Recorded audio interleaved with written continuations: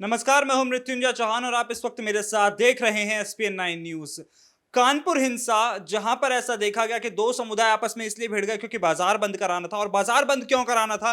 क्योंकि भाजपा नेता नूपुर शर्मा का विरोध करना था। और उसी दिन वहां पर प्रधानमंत्री नरेंद्र मोदी और राष्ट्रपति रामनाथ कोविंद मौजूद थे। तो इसी वजह से बाजार बंद कराने को लेकर उठा विवाद कानपुर हिंसा की सबसे बड़ी वजह बनी। और इसी के लिए अब सबसे ज्यादा जिम्मेदार किसी को माना जा रहा है तो भाजपा नेता नूपुर शर्मा को माना जा रहा है। पैगंबर मोहम्मद को लेकर दी गई विवादित टिप्पणी के बाद उनके खिलाफ एक तो एफआईआर भी दर्ज कर ली गई, इसी के साथ साथ कई धमकियां भी मिली। और अब भारतीय जनता पार्टी ने उनसे किनारा कर लिया। और किनारा करते हुए ये कहा उनके कई नेताओं ने कि किसी भी धर्म के पूजनीय लोगों के बारे में किसी भी तरीके की गलत टिप्पणी बर्दाश्त नहीं की जाएगी। और ये कहते हुए भाजपा नेता नूपुर शर्मा को पार्टी से निलंबित कर दिया गया।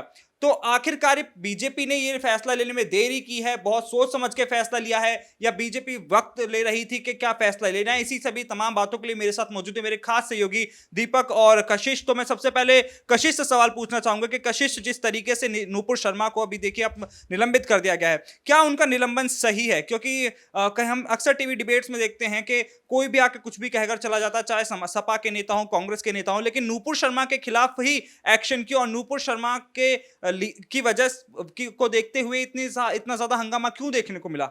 आप ये देखिए ना कि हमने क्या देखा है कि कभी भी कांग्रेस पार्टी और खास करके सपा और एआईएमआईएम के जो लोग हैं वो आते हैं, कुछ भी कहते हैं वो, लेकिन कभी भी ऐसा नहीं होता क्योंकि वो हमेशा यहाँ पर मुस्लिम समुदाय के पक्ष में कहते हैं। लेकिन हमें अब यहाँ पर नुपुर शर्मा ने अगेंस्ट में कहा है और हमेशा से अभी हिंदू मुस्लिम का तो चीज चल ही रही है देश भर में, हम देख रहे हैं। तो देखिए, मुझे इसी वजह से लगता है कि उन्होंने मोहम्मद पैगंबर को लेकर जो बात की, तो कहीं ना कहीं ये सवाल बनना लाजमी है कि आखिरकार नुपुर शर्मा को लेकर ही क्यों इतना बड़ा हंगामा किया गया। आप ये चीज देखिए कि जब इतना हंगामा हुआ उसके बाद उनको एक से बढ़कर एक धमकियां मिली और उसके बाद उनको कोई सुरक्षा दी गई नहीं दी गई, इस पे भी सवाल बना हुआ है। लेकिन मुझे लगता है कि भाजपा सरकार ने जिस तरीके से उन्हें निलंबित किया, ये फैसला शायद उनका इस वक्त तो सही नहीं है। तो कशिश का ये कहना है कि फैसला इस वक्त तो सही नहीं है। मैं दीपक के पास जाने की कोशिश करूंगा, दीपक से पूछता हूं कि दीपक, कशिश ने तो कहा कि फैसला सही नहीं है, तो क्या बीजेपी ने फैसला गलत लिया है नूपुर शर्मा को लेकर, या फिर बीजेपी ने फैसला सही लिया है कि भाई नूपुर शर्मा जैसी नेता को निलंबित कर दिया है ताकि समाज में एक पॉजिटिव मैसेज जा सके?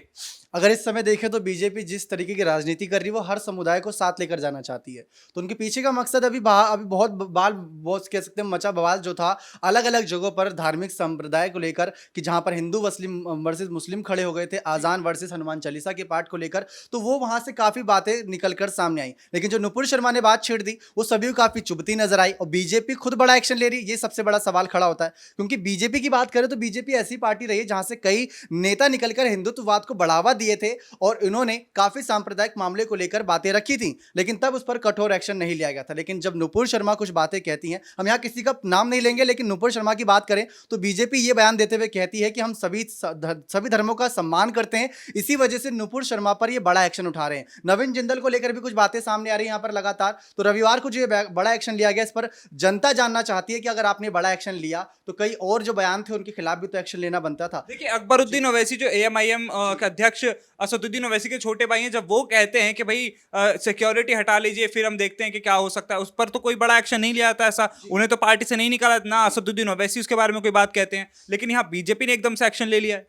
तो वही मतलब आप इसी वजह से देख रहे हैं ना, बीजेपी केंद्र की पार्टी है, केंद्र की पार्टी रहते हुए हर समुदाय को साथ लेकर जाना चाहती है लोकसभा चुनाव के लिए, क्योंकि विपक्ष एक साथ हो रहा है। सब ये देख रहे हैं कि 2024 लोकसभा चुनाव से पहले विपक्ष एक साथ हो रहा है और बीजेपी के खिलाफ हुंकार भर रहा है। तो शायद नुपुर शर्मा ही उनका एक वो बड़ा एक कह सकते हैं प्यादा रहा होगा जिसके खिलाफ उन्होंने कठोर एक्शन लिया और ये साबित करा कि हर समुदाय हर धर्म यहाँ पर अब सेफ रहेगा, चाहे बात मुस्लिम समुदाय की हो, चाहे बात अल्पसंख्यक की हो, चाहे बात हिंदुत्व की क्यों ना आए, हर समुदाय के खिलाफ आवाज उठाई जाएगी। तो यानी हर समुदाय हर गलत चीज के खिलाफ आवाज उठाई जाएगी। तो दीपक का लगभग ये मानना है कि जो एक्शन लिया गया है वो कहीं ना कहीं सही है और उसके पीछे के राजनीतिक मायने भी दीपक ने समझा दिए। कशिश, दीपक का तो कहना है कि एक्शन सही लिया गया है। तो वहीं जैसे कि आपने बताया कि नूपुर शर्मा को जान से मारने की धमकी, उनके साथ बलात्कार दुष्कर्म करने की धमकी, इस तरीके की धमकी उनको दी गई। लेकिन क्या आपको नहीं लगता कि जो ये एक्शन लिया गया, या तो बीजेपी इस एक्शन को पहले ली थी जब ये विवाद शुरू हुआ था, क्या बीजेपी ने इस विवाद को ज्यादा बढ़ने दिया कि विवाद बढ़ेगा तभी हम एक्शन लेंगे, ताकि ज्यादा से ज्यादा फिर लोगों के संज्ञान में इस मामले को लाया जा सके और बीजेपी अपनी छवि को निखार सके कि देखिए गलत हो रहा था और हमने तुरंत इस पर एक्शन ले लिया है?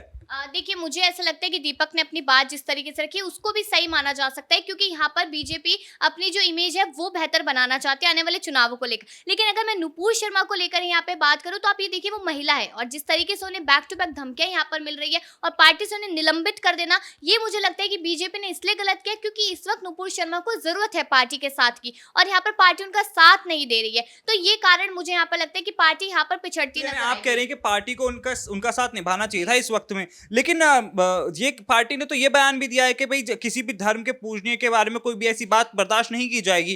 तो पार्टी ने तो अपना किनारा कर लिया, नूपुर शर्मा फंस गई। तो क्या नूपुर शर्मा आप खुद भी पार्टी छोड़ देंगी, क्या आपको ऐसा लगता है फिर? देखिए मुझे नहीं लगता कि नुपुर शर्मा पार्टी छोड़ेगी, लेकिन यहाँ पर सरकार की ही गलती है। सरकार ने यही देखा जैसे बाकी सरकारें देखती कि चुनाव आने वाले हैं तो चुनावों के मद्देनजर फैसला लिया जाए। Soft target. हाँ जी, तो इसलिए वही चीज देखी जा रही है। तो देखिए चुनाव 2024 के बहुत नजदीक है और उन्हीं चीजों को लेकर कि ताकि हमारे वोट्स ना कटे, इसलिए भाजपा ने ये फैसला लिया। लेकिन अगर एक महिला के हिसाब से अगर देखा जाए कि कितनी ज्यादा परेशानी में वो है, तो आप ये देखें ना कि महिलाओं का जो गुट है, जो समुदाय है, जो नुपुर शर्मा के समर्थक है, वो तो आपसे कटते नजर आएंगे। कहीं ना कहीं तो आपको नुकसान उठाना ही पड़ेगा। तो कहीं ना कहीं तो नुकसान उठाना ही पड़ेगा, बल्कि ये भी कहा जा रहा है कि 2024 के लिए सॉफ्ट टारगेट बनाया गया है। मैं दीपक से इस बारे में पूछूंगा। दीपक, कशिश ने तो बताया कि 2024 के हिसाब से एक सॉफ्ट टारगेट उन्हें बना दिया गया है, लेकिन क्या वाकई में ऐसा है? और सॉफ्ट टारगेट देखिए, चलिए हो सकता है कि मुसलमानों की नाराजगी ना झेलनी पड़े, नूपुर शर्मा के जो थोड़े बहुत समर्थक है उनकी नाराजगी झेलनी पड़ेगी, तो वो बीजेपी झेलने के लिए तैयार है, लेकिन मुसलमान समुदाय को नाखुश करने के लिए तैयार नहीं है। हालांकि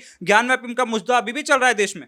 जी, अगर आप देखें तो जो नुपुर शर्मा का मामला था 27 मई को ये घटना घटी थी, जो उन्होंने नेशनल टेलीविजन पर सबके सामने बात ही रखी थी। लेकिन अगर आप आज तारीख देखें तो जिस तरीके से 5 जून की ये तारीख है, आप इसको जोड़कर खुद देख लीजिए कितनी राजनीतिक उठा बैठ जो बहस हुई होगी, कितनी यहाँ पर चिंतन मंथन हुआ होगा उस पर कि नुपुर शर्मा पर क्या कड़ा एक्शन लिया जाए। महासचिव की ओर से ये जारी किया जाता है पत्र, जहाँ पर ये बात खुलकर की जाती है कि किसी भी व्यक्ति के द्वारा की गई किसी भी धर्म को जो कड़ी निंदा है वो यहाँ पर हमारा सरकार करती है। ये बात 5 जून को क्यों की जा रही, जबकि 27 मई को ये मामला सामने आया? तो क्या इसके पीछे राजनीतिक पहलू और मुद्दे जुड़े हैं, कुछ फायदे जुड़े हैं? इसी के बाद जो बहस हुई, चर्चा हुई, उसके बाद निष्कर्ष निकाला वही गया। तो कहा जा रहा है ना कि आखिरकार 2024 के चुनावों को साधने की कोशिश है दीपक। 2024 के चुनाव को साधने की कोशिश है। तो नुपुर शर्मा को यहाँ पर नुपुर शर्मा को जिस तरीके से नुपुर शर्मा ने सरकार का समर्थन किया, केंद्र सरकार किया, बात करें कोई पार्टी का कार्यकर्ता या प्रवक्ता या कोई भी नेता हो, वो हमेशा पार्टी के लिए कुछ भी करने को तैयार रहता। और उन्होंने बीजेपी के खिलाफ तो कोई बयान दिया नहीं था, उन्होंने उन्हीं नेताओं, उन्हीं लोगों के खिलाफ बयान दिया था जो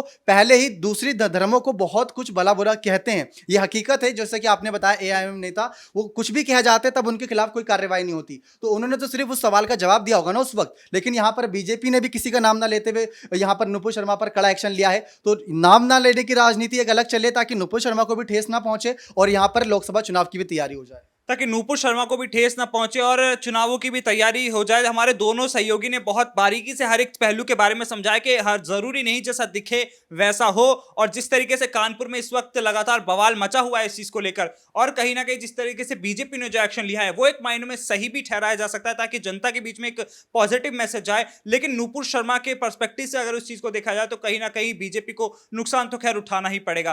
तो बीजेपी इस वक्त दोनों मोर्चों पर कहीं ना कहीं फंसती हुई नजर आ रही है। आपका इसके बारे में क्या कहना है, कमेंट करके हमें जरूर बताइए, और ऐसी तमाम बड़ी खबरों के लिए आप देखते रहिए SPN9 न्यूज।